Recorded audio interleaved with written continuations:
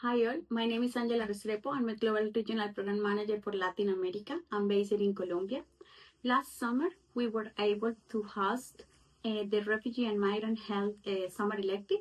I joined effort in between MedGlobal and UIC, and we were able to not only host international medical volunteers, but also students and residents who were taking this course back in Chicago.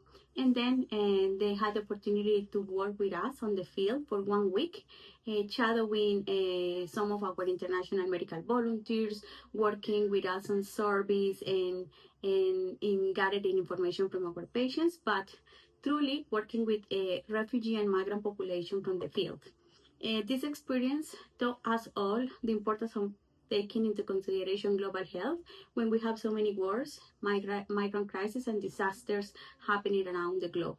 This opportunity that we had also gave us the insight on how global health is important to also address some challenges of providing healthcare services when we have crisis and when we have vulnerable population that has not the ability to access to healthcare.